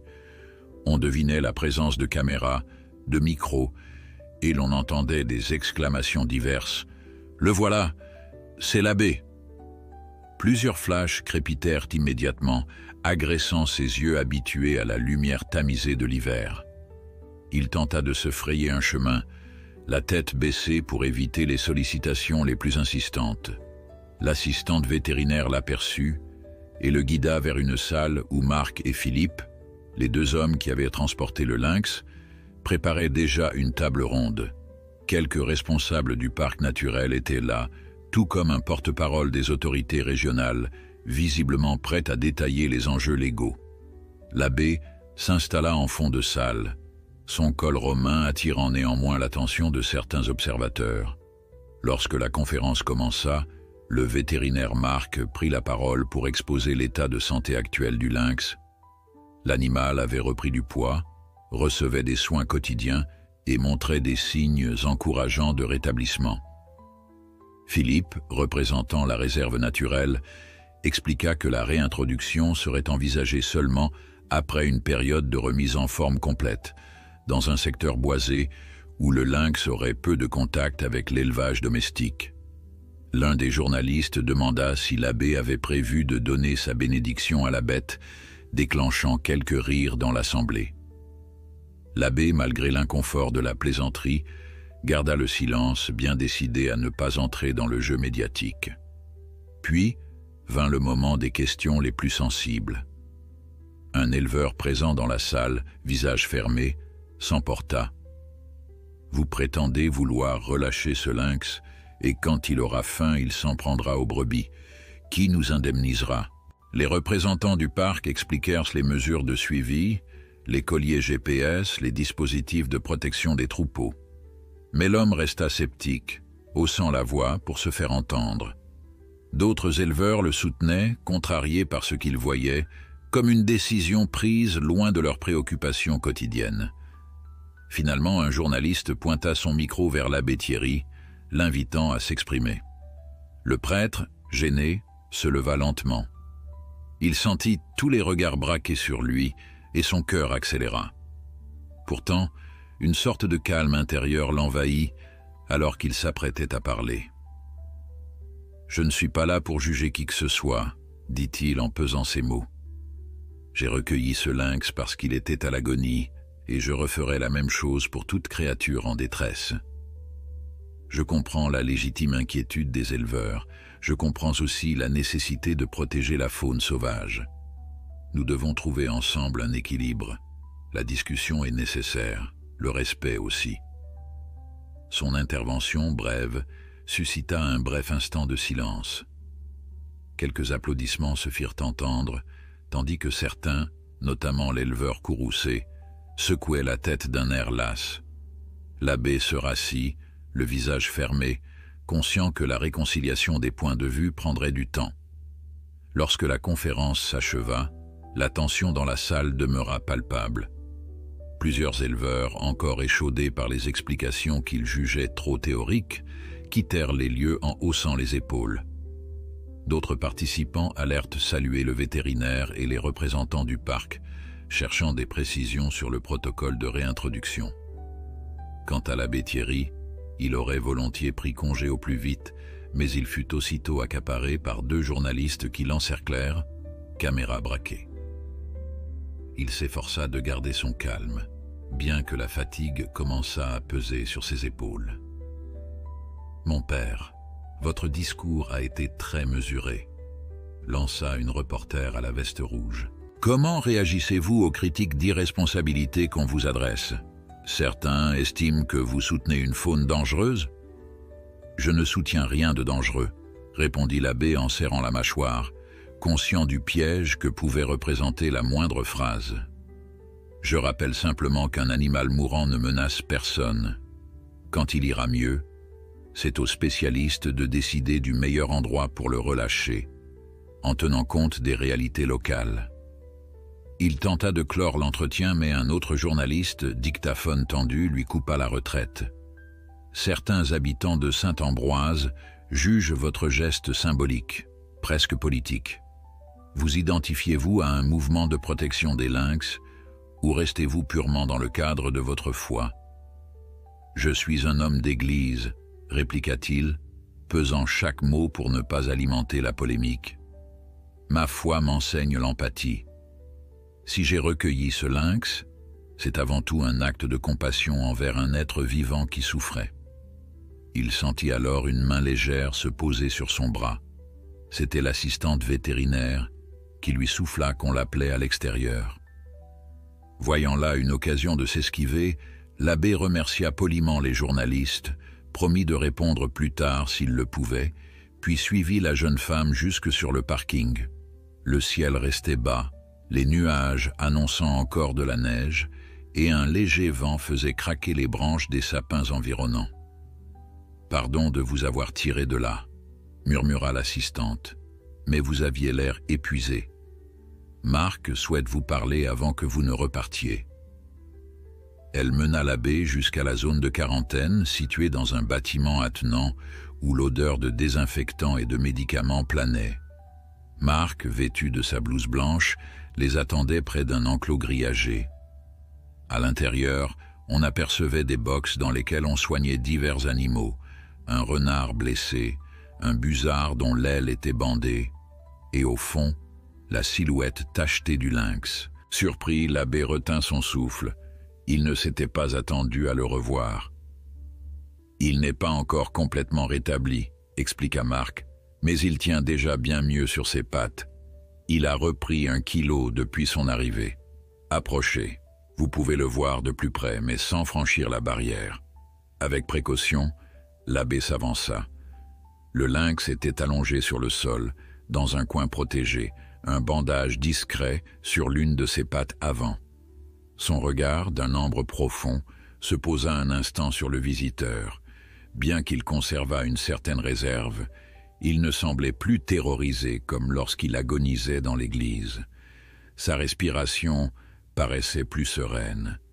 L'animal laissa échapper un léger feulement, ni menaçant ni amical comme une reconnaissance prudente.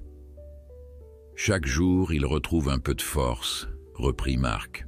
« On lui fournit de la nourriture adaptée et il reçoit des compléments pour lutter contre l'anémie. On estime encore quelques semaines de convalescence avant de décider d'une réintroduction contrôlée. » Les yeux de l'abbé se fixèrent sur le lynx, ému. Un flot d'images lui revint en mémoire. La messe interrompue, la terreur des fidèles, l'animal tremblant sur les dalles glacées, puis la sacristie, le poêle, l'odeur de cire et d'encens. Et maintenant, ce félin relevé, prêt à survivre. Un mince sourire éclaira son visage. « Je tenais à vous montrer ces progrès avant votre départ, » enchaîna Marc, baissant la voix pour éviter de troubler la bête. « Vous lui avez offert un sursis vital en le recueillant cet hiver, et quelle que soit la polémique, je crois que vous pouvez être fier. » L'abbé, la gorge serrée, se borna à hocher la tête.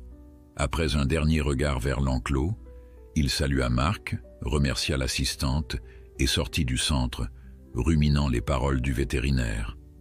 Oui, la gratitude de l'équipe soignante le réconfortait, mais il savait que dans son village, tout le monde ne partagerait pas ce point de vue. Il regagna sa voiture, priant pour un retour sans encombre. Le trajet vers Saint-Ambroise s'avéra plutôt calme, malgré une route glissante par endroits. Lorsqu'il franchit finalement l'entrée du village, la nuit tombait déjà, et les lampadaires diffusaient une lueur orange sur la place enneigée. L'abbé remarqua tout de suite un attroupement anormal devant l'église. Son cœur se serra. Que se passait-il encore? En s'approchant, il découvrit un petit groupe de personnes tenant des pancartes rudimentaires. Il reconnut parmi eux quelques éleveurs ainsi que l'homme qu'il avait invectivé quelques jours plus tôt. Sur les cartons, on lisait « Pas de grands prédateurs chez nous » ou encore « Nos brebis d'abord ». Un tracteur, garé en travers de la route, bloquait l'accès à l'église. Manifestement, il s'agissait d'une protestation spontanée contre la présence, réelle ou fantasmée, des lynx dans la région. Le prêtre descendit de voiture, l'âme en ébullition. Ses mains tremblaient sous l'effet du froid et de l'inquiétude. Dès qu'il le vit, le groupe se mit à crier des slogans confus. L'un d'eux, l'éleveur colérique, s'avança et l'interpella, la voix rauque. « Alors, tu reviens de chez tes amis les lynx? Ils vont nous en envoyer combien maintenant pour protéger la nature? Et nous, qu'est-ce qu'on devient ?» Les autres acquiesçaient, certains plus modérés, mais tous unis dans leur exaspération. L'abbé ressentit un pincement au cœur, conscient du ras-le-bol de ces gens. Pourtant, il ne comprenait pas qu'on l'accuse de vouloir introduire des bêtes sauvages. Il leva les mains pour demander le calme, tentant de s'expliquer. « Je comprends votre détresse, vraiment. Mais vous savez que ce lynx n'a pas été relâché ici. Il est encore en centre de soins et les spécialistes étudient le site adéquat pour le rendre à la vie sauvage. Je ne suis pas responsable de ça. » Un murmure s'éleva dans la foule. Certains le croyaient, d'autres restaient sceptiques. L'éleveur reprit la parole, plus véhément encore. « Et tu crois qu'il n'y en aura qu'un? Dès qu'on les soigne, ils se multiplient. Nos brebis sont déjà en danger. Toi, tu ne perds rien là-dedans. Mais nous, c'est nos moyens de subsistance qui s'envolent. » Un silence tendu s'installa. Dans la pénombre, on percevait la buée des respirations chaudes s'élevant vers le ciel glacé. L'abbé, la poitrine serrée, sentit la colère menacée de jaillir. Pourtant, il prit une longue inspiration pour garder son calme. « Je n'ai aucune intention de vous nuire. Mon seul souhait est de respecter la vie. Si vous cherchez un ennemi, je n'en suis pas un. Parlons-en ensemble, mais sans rancœur ni violence. » Ces mots flottèrent un instant.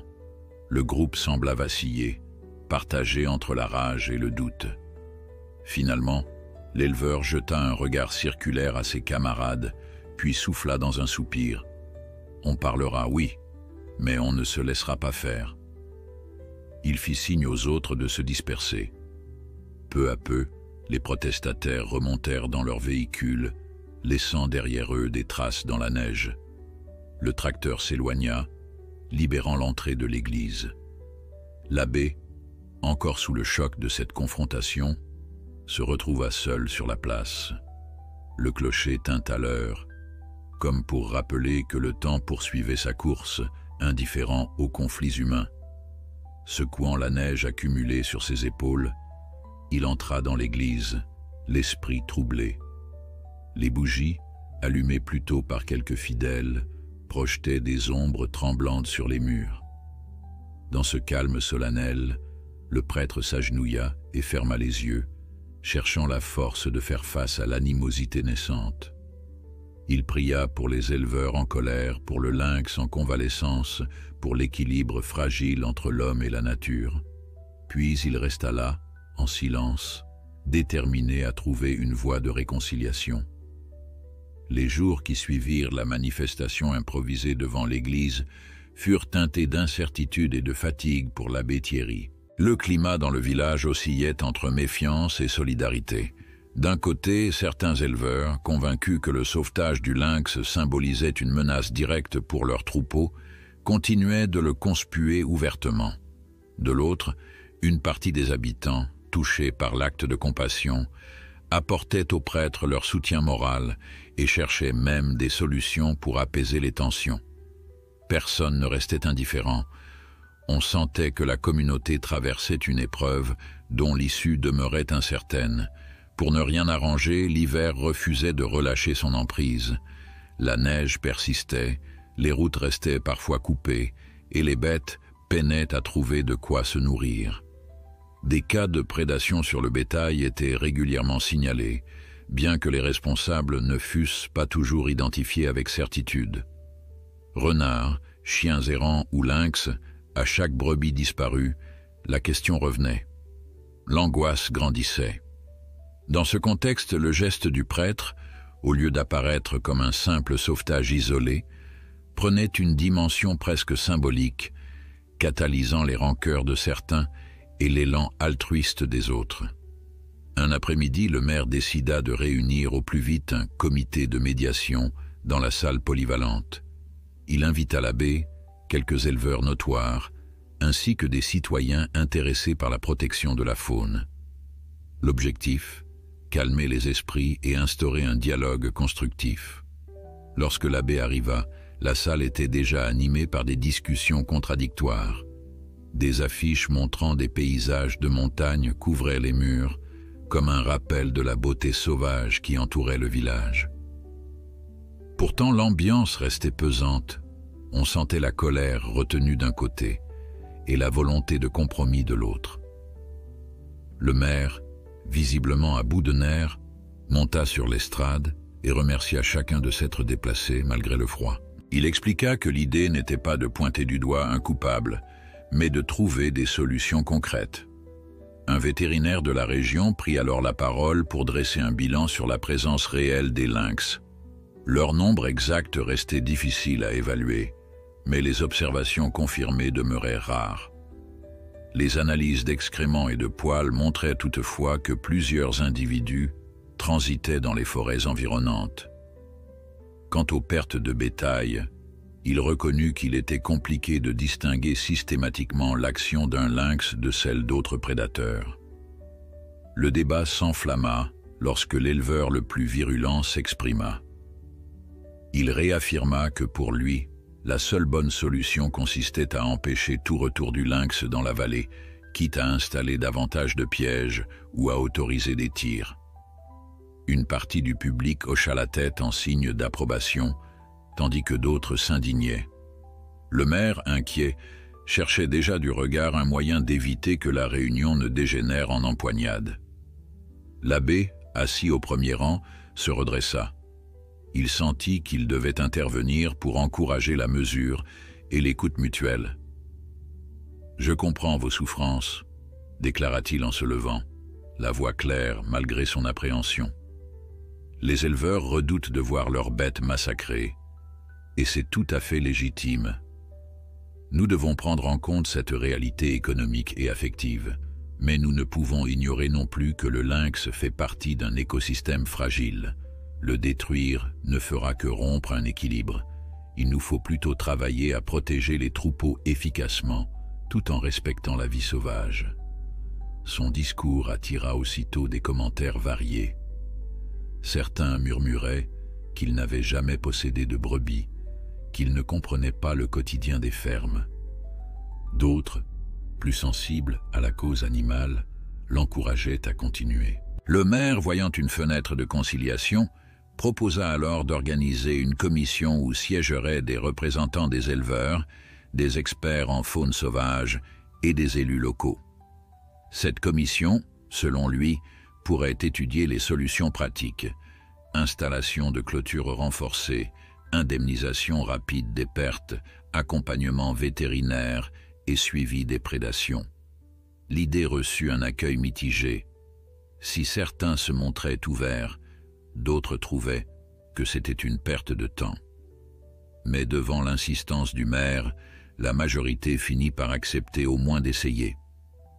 On proposa un calendrier de réunion, et l'abbé se porta volontaire pour jouer le rôle d'intermédiaire moral, prêt à écouter chaque voix et à apaiser les conflits. Personne ne s'enthousiasma vraiment, mais une forme de soulagement apparut. C'était un premier pas vers le dialogue.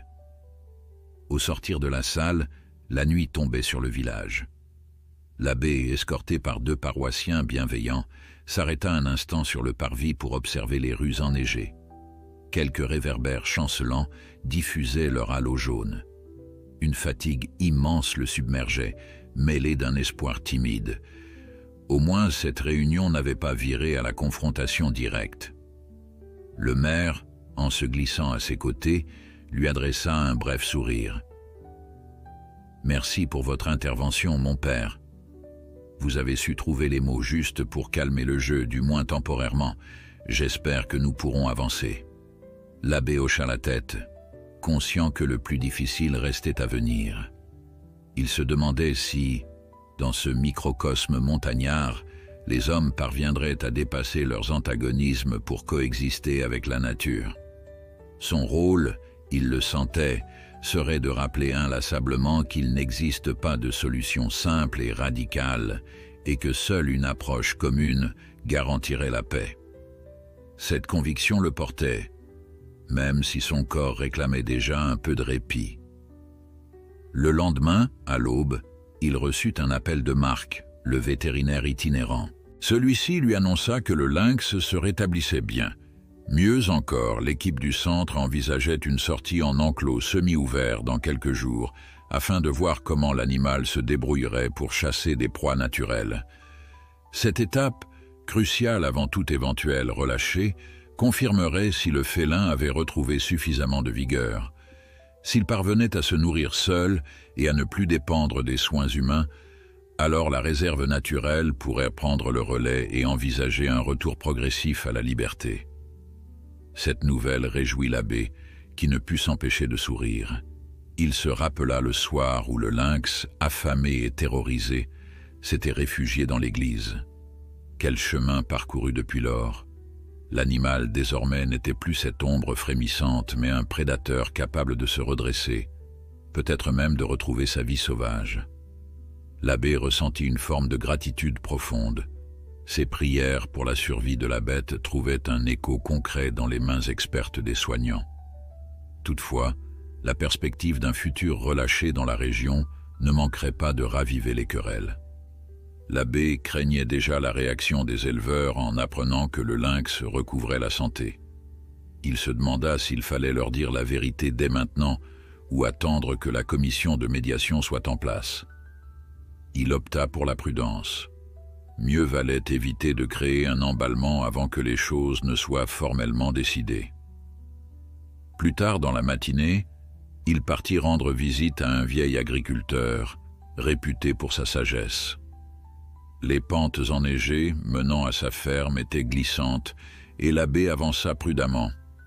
Arrivé sur place, il trouva l'homme assis près d'un feu, la mine préoccupée. Sans aborder immédiatement le sujet du lynx, l'abbé s'enquit de sa santé, de ses bêtes et de ses récoltes futures. Peu à peu, la conversation dériva vers la cohabitation avec la faune sauvage. Le vieil agriculteur, mesurant ses mots, confia qu'il avait vu des loups dans ses pâtures autrefois et que sa seule arme restait la vigilance et la protection des enclos.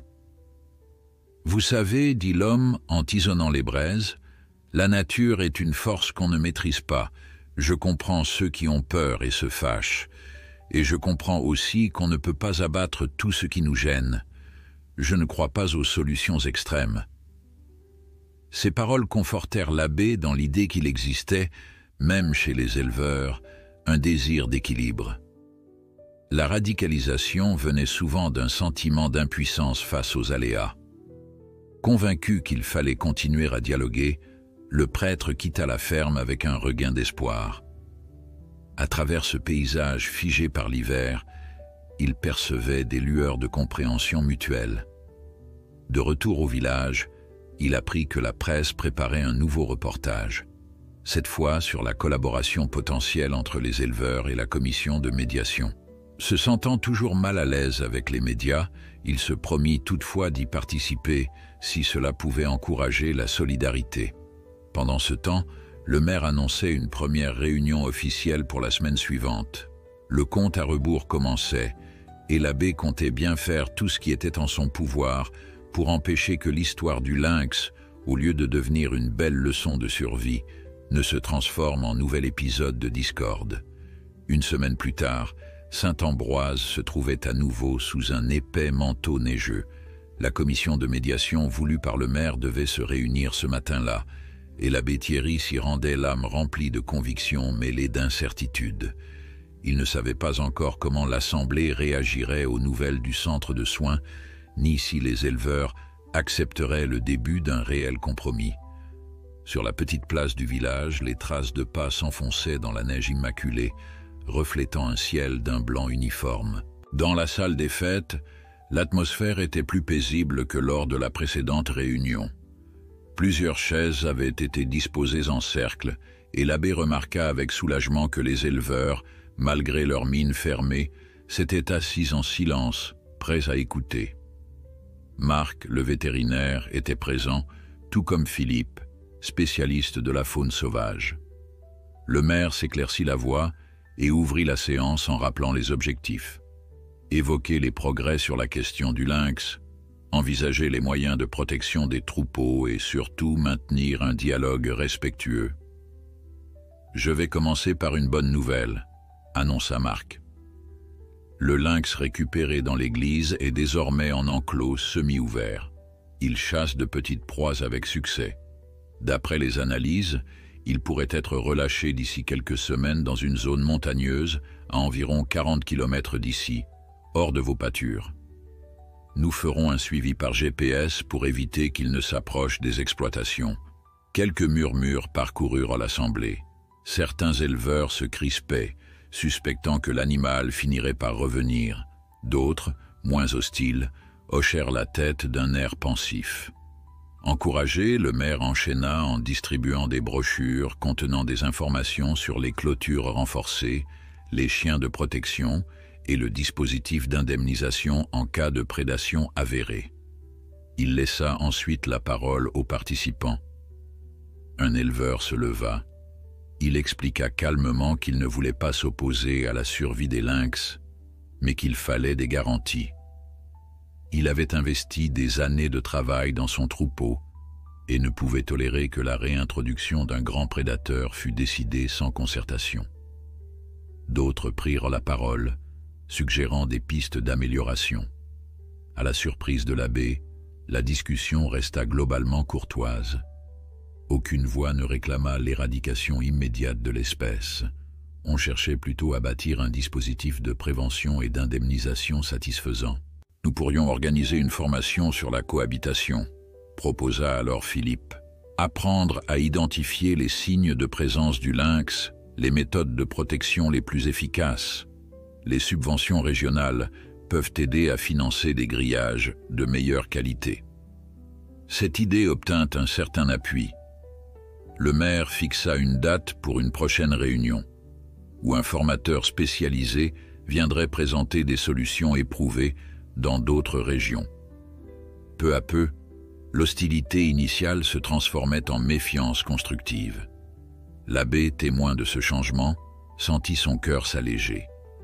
Loin d'être gagné d'avance, un équilibre semblait néanmoins possible. Après la séance, les participants se dispersèrent pour partager un café improvisé. L'abbé se retrouva face à l'éleveur le plus virulent des semaines précédentes, celui-là même qui avait manifesté devant l'église. L'homme, la main vissée sur un gobelet, avait le regard moins agressif qu'autrefois. « On vous doit quand même de vous être expliqué », lâcha-t-il en guise d'amorce. « Je ne dis pas que j'accepte tout, mais au moins, vous n'avez pas cherché à nous imposer votre volonté. » Le prêtre esquissa un sourire. Il sentait que la rancune n'était pas éteinte, mais un embryon de dialogue s'était formé. « Je sais ce que vous ressentez. Nous devons apprendre les uns des autres. Le lynx n'est pas un démon, et vos brebis ne sont pas un dommage collatéral. Avec de la bonne volonté, nous arriverons peut-être à protéger les deux. » L'éleveur, un instant déstabilisé par ce ton conciliant, finit par acquiescer, puis il prit congé, promettant de participer à la prochaine formation. Cette scène, qui aurait paru impensable quelques jours plus tôt, témoigna aux yeux de l'abbé qu'un chemin vers l'apaisement se dessinait. 2 semaines plus tard, la neige commença enfin à fondre sous les rayons timides du soleil de mars. Les routes se dégageaient, facilitant l'accès au village. Les habitants se remettaient de cet hiver éprouvant, et les conversations tournaient à présent autour des semailles futures, de la foire locale et des vacances de Pâques. L'incident du lynx ne figurait plus en tête de toutes les discussions, mais il avait laissé une empreinte durable. On en parlait parfois comme d'un tournant qui avait permis au village de s'interroger sur la relation entre l'homme et la nature. Un après-midi, l'abbé reçut un coup de téléphone de Philippe. Le spécialiste l'informa que le lynx avait franchi avec succès les dernières étapes de sa remise en semi-liberté. Les analyses confirmaient une bonne prise de poids et l'animal semblait chasser sans dépendre de l'homme. En collaboration avec la réserve naturelle, un relâché officiel avait été programmé dans un massif boisé assez éloigné pour minimiser les risques de prédation sur le bétail. Philippe invita l'abbé à assister à l'opération, précisant qu'elle aurait lieu dans la plus grande discrétion afin d'éviter un afflux médiatique. Le jour venu, l'abbé se rendit sur un petit chemin forestier, guidé par Philippe et Marc. Dans le fourgon stationné près d'une clairière, le lynx attendait calmement installé dans une cage sombre. Pas de caméra, pas de journalistes, juste quelques gardes du parc et la petite équipe de soignants. L'animal, lors du trajet, s'était montré plutôt serein, comme s'il comprenait qu'on le menait vers un destin plus vaste. En sortant du véhicule, Marc donna quelques consignes de sécurité, puis aida Philippe à disposer la cage près d'un sous-bois épais. « Nous avons un collier émetteur sur lui », expliqua Marc. « Ainsi, on pourra suivre ses déplacements et intervenir si besoin. L'objectif est de l'observer, pas de le perturber. » Le prêtre observa la scène en silence, sa soutane battue par un vent léger. Il se rappela la première vision du lynx affamé et tremblant dans l'église. Que de chemin parcouru. Philippe ouvrit alors la cage avec lenteur. Un instant, rien ne se passa. Puis 2 yeux fauves apparurent dans l'obscurité et le félin bondit hors de son confinement.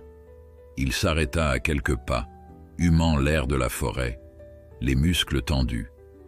Sa silhouette, digne et puissante, ne laissait plus rien deviner de l'état misérable où on l'avait trouvé. Il tourna un bref instant la tête vers les humains, comme pour prendre congé, puis s'élança dans les fourrés. Les branches craquèrent sous son passage, et il disparut sans se retourner. Personne ne parla. Un silence solennel enveloppa la clairière, habité par le chant d'un oiseau et le murmure du vent dans les sapins. Le temps suspendu fit battre le cœur de l'abbé plus fort. Il se sentait à la fois soulagé et ému aux larmes. Jamais il n'aurait pensé qu'un tel dénouement adviendrait. Finalement, Philippe rangea le matériel et tout le monde rejoignit le fourgon.